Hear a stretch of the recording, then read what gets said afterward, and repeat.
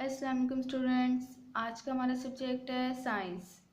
Unit number 3 environmental pollution यानी माहौलियाती आलूदगी।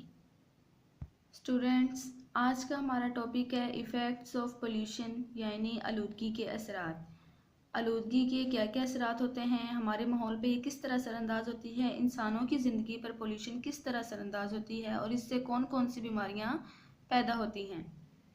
Students, इस टॉपिक पे हमारा लॉन्ग क्वेश्चन बनता है जो कि नोट्स में दिया गया है। आप वहाँ से इसको याद करेंगे।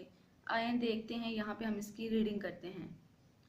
Air pollution causes diseases of throat, skin and eyes.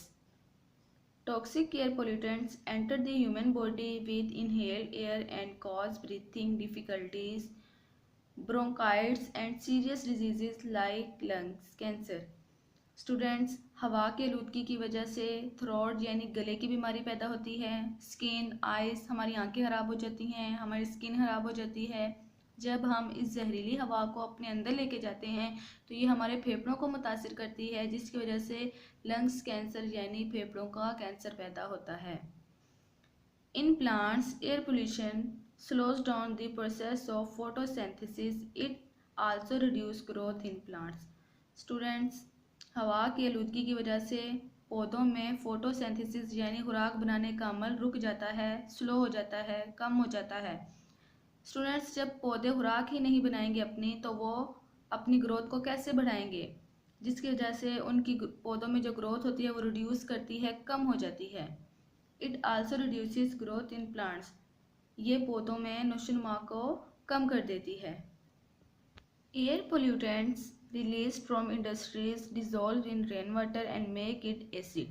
Acid rain damage trees, buildings and life in ponds and lakes etc. Students, जब हमारी हवा एयर पोल्यूट होगी, गंदी होगी, तो उस हवा में होने वाली बारिश भी तेज़ाबी बारिश होगी यानी एसिड रेन होगी। हवा में मौजूद तमाम टॉक्सिक केमिकल्स जो होते हैं वो हमारी बारिश में शामिल हो जाते हैं, जिसकी वजह से वो हमारे बारिश के पानी को एसिडिक बना देते हैं, तेज़ाबी बना देते हैं। जब एसिड रेन होती है तो एसिड रेन की वजह से हमारे दरख्तों की ज़िंदगी को नुकसान पहुंचता है, तालाब और झीलों में पाई जाने वाली आबी ज़िंदगी को नुकसान पहुंचता है उस तेज़ाबी बारिश से। पॉइंट नंबर 4 है हमारे पास, polluted water effects the animals, plants and people who use it. Germs present in polluted water cause diseases like cholera, diarrhea, typhoid and dysentery etc. Students, अगर हमारा पानी गंदा होगा, पोल्यूट होगा, तो उसके जो असरात हैं वो जानवरों, पौधों, इंसानों तीनों की ज़िंदगी पर असरअंदाज होते हैं। जानवर उसको इस्तेमाल करेंगे तो वो बीमारियों का शिकार हो जाएंगे। अगर वो पानी पौधों के लिए इस्तेमाल किया जाएगा तो उनकी ग्रोथ कम हो जाएगी। इसी तरह अगर वो पानी इंसान इस्तेमाल करेंगे तो उनमें क्लोरा, डायरिया, टाइफाइड, डाइसेंट्री ऐसी बीमारियां पैदा होंगी। Toxic matters like mercury, lead, chromium, arsenic etcetera are present in industrial waste which pollute the water and land environment. They cause serious diseases like cancer and brain damage.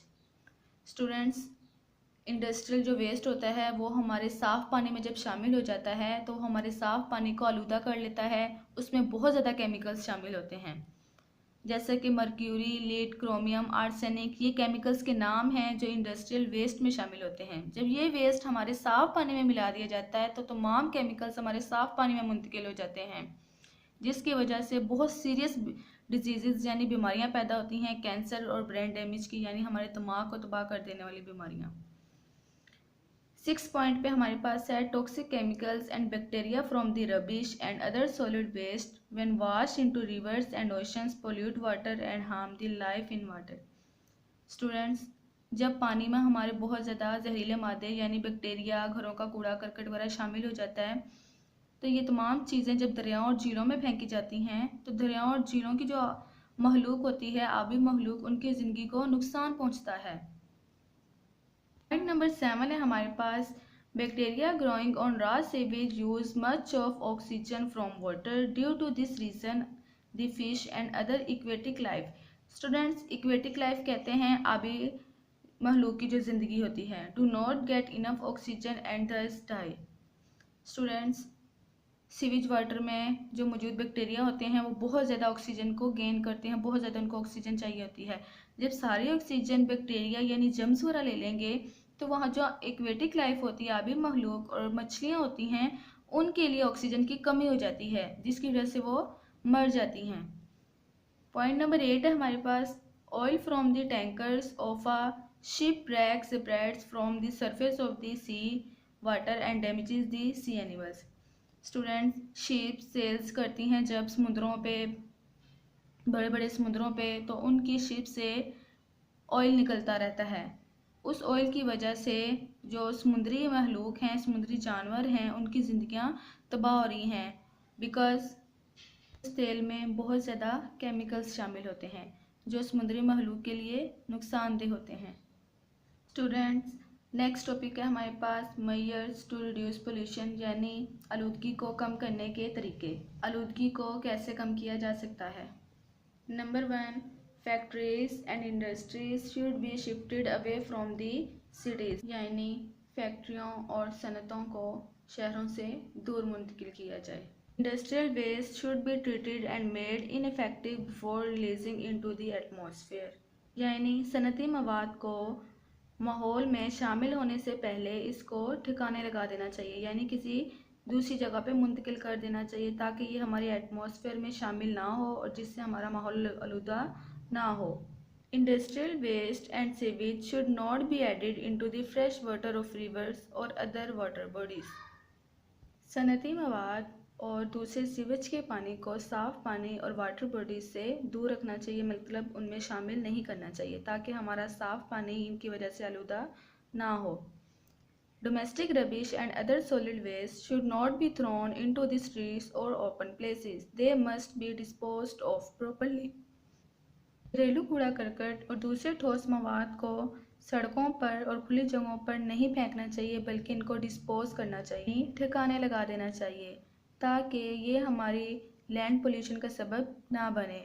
Students, आज का हमारा lesson इतना ही था। उम्मीद करती हूँ आपको आज का लेसन अच्छे से समझ में आया होगा। आज के जो 2 टॉपिक हमने पढ़े हैं, ये दोनों हमारे पास लॉन्ग क्वेश्चंस के तौर पर नोट्स में मौजूद हैं, आप वहाँ से याद कर सकते हैं। इसके अलावा डिफ़िकल्ट वर्ड्स मीनिंग भी आपके पास नोट्स में दिए गए हैं, वहाँ से याद करेंगे। उम्मीद करती हूँ आपको आज का लेसन अच्छे से समझ में आया होगा। अपना बहुत सारा ख्याल रखिएगा। अल्लाह हाफिज़।